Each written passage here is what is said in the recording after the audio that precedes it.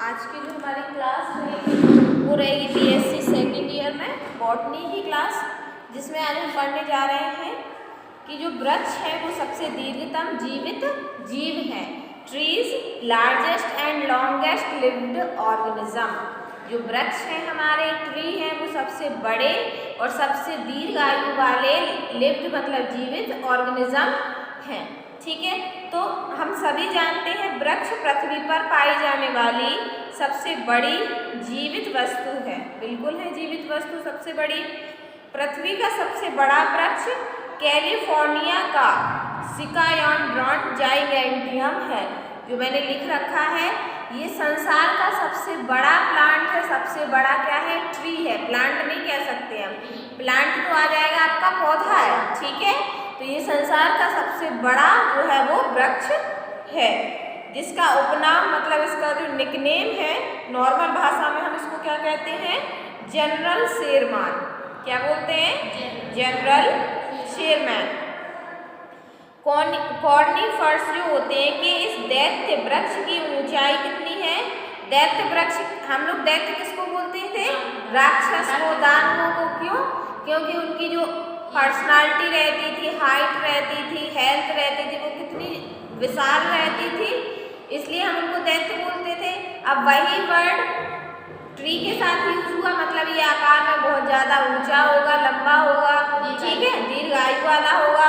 तो उन्होंने कहा कि इस दैत्य वृक्ष की ऊंचाई, दैत्य लगाया उन्होंने कि इस दैत्य वृक्ष की ऊंचाई कितनी है? 272 फीट, मतलब 83 मीटर इसकी जो है वो ऊंचाई इसकी है तक होती है, तथा इसकी परिधि जो रहती है आधार से 5 फीट की ऊंचाई पर 79.1 फीट है। इसकी जो परिधि है वो कितनी है?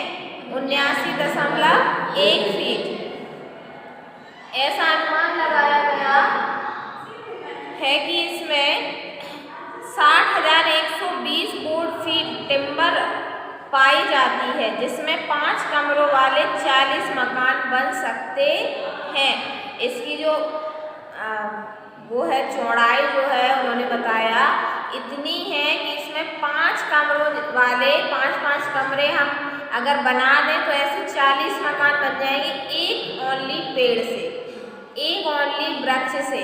इसलिए इसको क्या कहा गया? उन्होंने दैत्य वृक्ष कहा, क्योंकि इसकी मोटाई बहुत ज़्यादा है, अधिक है। 40 मकान बन सकते हैं।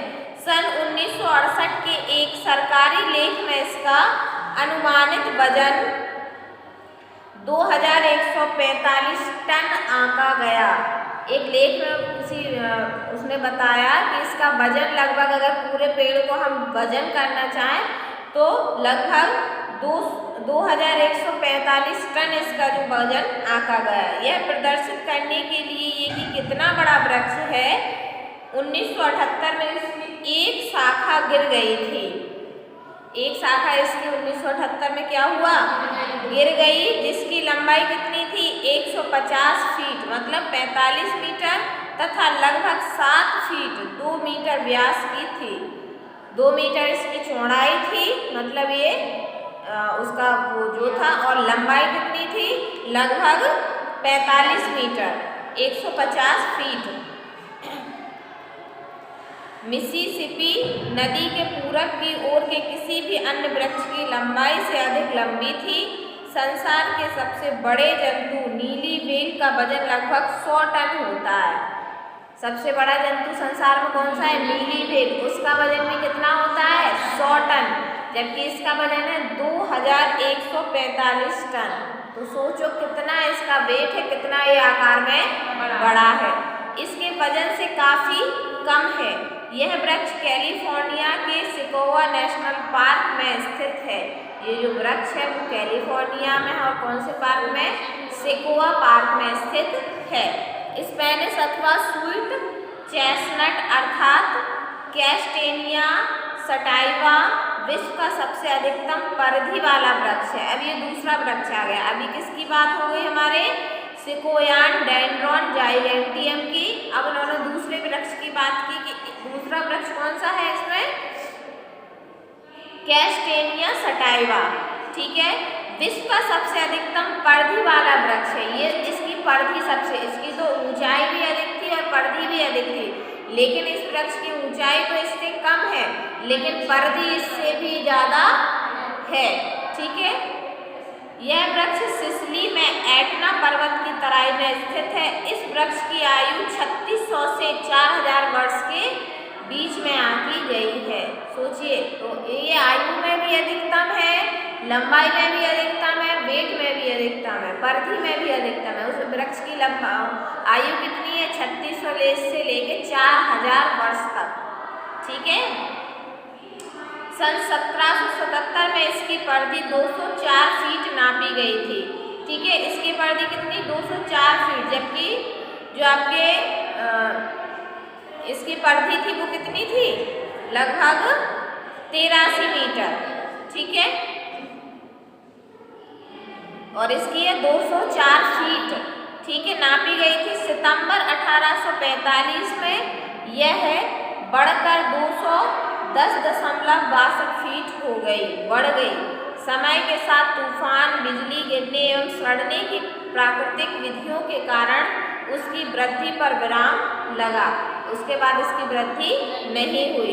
अब वह 5 खंडों में बट गया है, मतलब 5 भागों में वो बट गया है तथा 1972 में इसकी परिधि घटकर 167 फीट रह गई, क्योंकि उसके डिवाइडेशन हो गए, भाग अलग अलग हो गए, तो इसकी जो परिधि थी वो कितनी रह गई? 167 फीट रह गई थी।